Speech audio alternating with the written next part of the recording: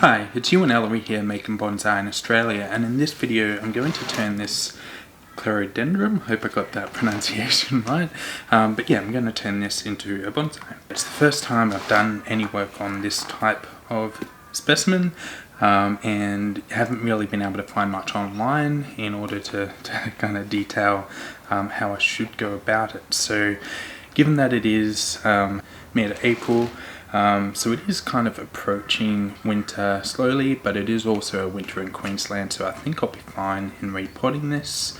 I'm not going to do a severe repotting, but just want to see what kind of root structure there is and then put it into one of either of these two pots, depending on how I think it should turn out. So I will need to do a bit of a pruning up the top as well, but just want to have a look at the root structure and see where this is all going. So you can see already that there's not much taper at all in these branches here. So I'm really going to try and prune it back a bit just so I can get taper with time, clean up some of these old prunes. This one here is probably the branch with the most kind of gradual taper, so I might see what I can work with, but just need to see what's below here first. Now you might be thinking, as was I, it's a bit strange having these three pots here.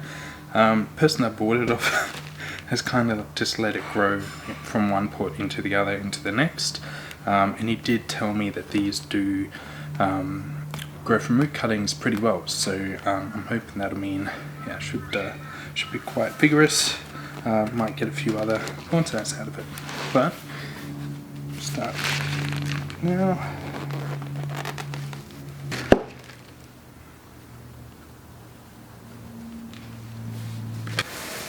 So this was really not what I was anticipating, having really these three big chunks of roots just growing in three different pots. I wasn't expecting this one to be so shallow, but actually works well because there should be fairly well contained root mass in this pot here. So I can just cut off all of these additional feeders. And hopefully with this top part, once I rake back the topsoil, should slot quite well with a bit of a sleeve potting. And getting rid of all of these roots should really not damage it much.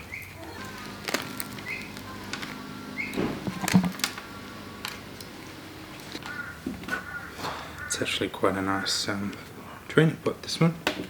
So just rake away this surface soil. Just trying to see where the top of the root ball mass is, so where the thicker roots start coming out of the trunk. It might not be a distinct one, it seems to have a lot of really thin roots, but not much. I was expecting a lot of thicker roots. So you can see starting to rake away a bit of sphagnum moss, so I think this would have been an air layering at some stage.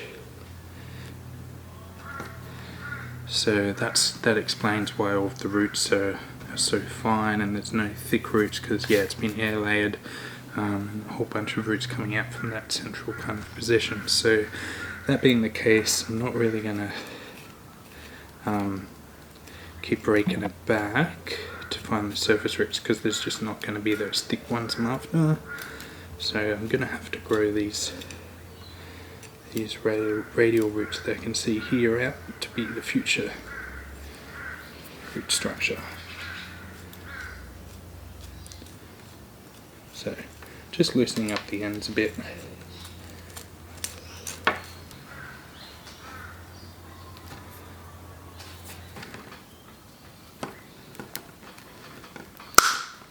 Quite thick material. Just whittling away at this old prune.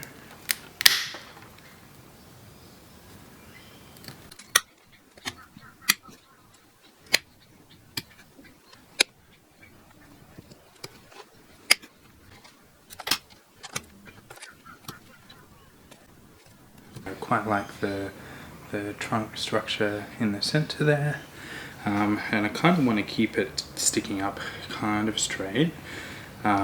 So realistically about there with this is probably where I'd end up going for the front. But given that this branch has the most taper in it, I'll probably end up utilizing that. Now these two I'm kind of going to keep as sacrificial branches, purely because yeah, they have less taper, there's not really a lot going for them, but I will keep them for now, purely because I want to have an attempt in spring at air layering this. So yeah, hopefully get 2 new trees out of these 2 trunks, so I don't want to get rid of them. So I'm just going to keep it like that, which is going to look a little ungainly. So I'd initially planned to have this in this pot here, which would fit quite well in, but I guess yeah, it'd just look a little bit strange having those 2 other branches off on the side. So what I'm thinking is I'll put it in this pot here, just so that having those branches, it's kind of offset by the fact that the pot kind of sits out there on that side as well. So I think that'll look a bit better for now, and then with time I'll get rid of these other 2 and we'll have this branch. So I'm gonna have to do a little bit more pruning.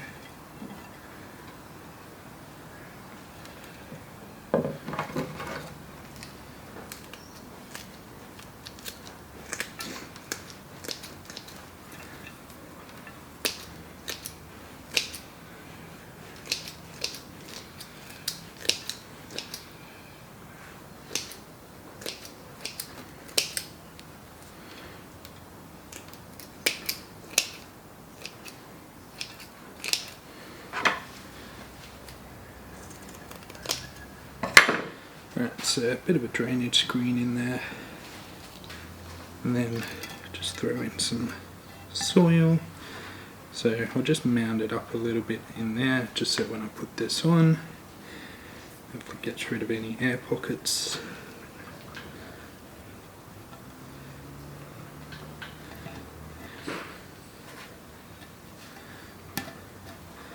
And just pack the rest of this soil in.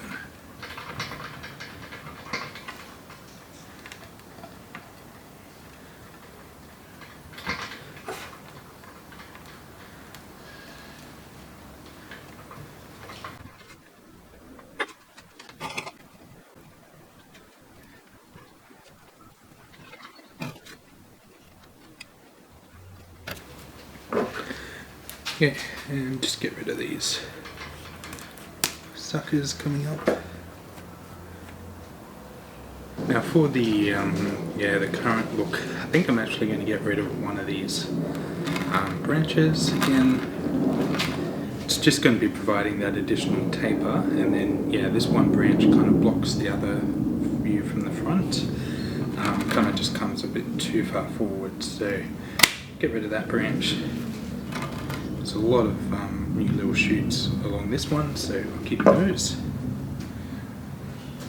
No idea if these grow from cuttings or not, but we'll see. And I'm just going to prune that back a little neater.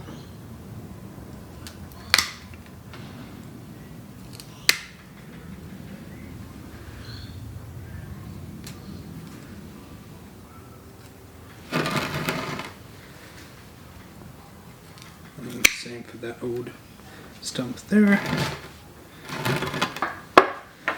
Now the rest of these may as well just kind of prune this back to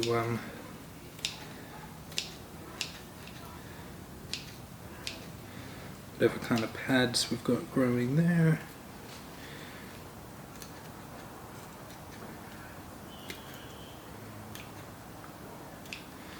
And that'll probably change if I do get rid of it, but yeah, I'm leaving that branching there for now, so we'll just see how that works until I decide to get rid of it.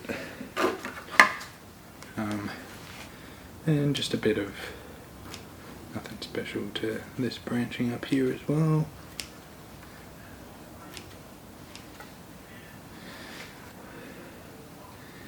And a few shoots coming off the trunk there, I'll just prune those back a bit to see what kind of works.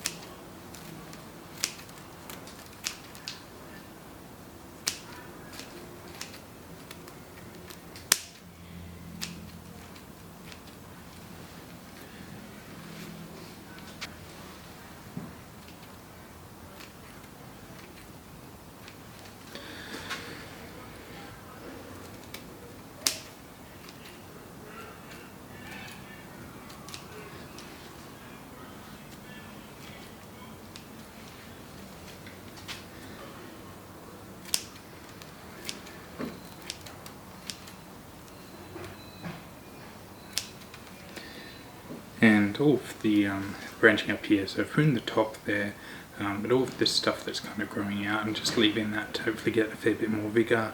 And if I do end up using this as the main sole trunk of the tree, then I want to keep that. But so far, yeah, just using the pot there to kind of offset those other two trunks that are sticking out to the side. So yeah, I'll just give this water now and it'll be done. Now another thing I'm going to do is just put some moss over some of these surface roots. So some of these I don't really care about, they will die. There's a lot of roots there, so the ones that are kind of reaching into the soil more will naturally survive better. So it's a little bit of survival of the fittest there, but I will just take any effort I can to try and give them a little bit more chance of survival. And the moss is really going to help with that, just by keeping moisture in the soil. So I've seen a number of times people putting moss on, and they kind of just get the big chunks from somewhere, wherever moss grows I suppose, pick it up, put it on the soil and kind of expect it to grow. It won't. If you're just picking up a bit of moss, putting it on soil and there's air gaps underneath and all of that kind of mess, it's just not going to grow. So what you need to do is water the plant first, then get your bits of moss and ideally soak them in water as well, and get rid of some of the drier kind of soil that's on the bottom of the roots, because then you can place it down even in these big patches and really push it into the already moist soil, and that will just get the roots in there, get rid of those air pockets so that your moss can actually grow. All of these small things make a huge difference. So that's that for now. So yeah, I'm just going to give that another water and that'll be done. So yeah, it's actually turned out quite well, despite the fact that yeah, there's not really that much taper in these. So yeah, we'll see how it goes with time. I might, if I get more branching further back these trunks, I might end up getting the taper that I want anyway. So we'll leave this for a while and see how it goes over the coming years. So look, I hope you've enjoyed this video or taken something from it. If you have, then please hit the like button and subscribe to my channel to be notified of future videos as I release them. But look, thanks for your time today. Enjoy. Bye.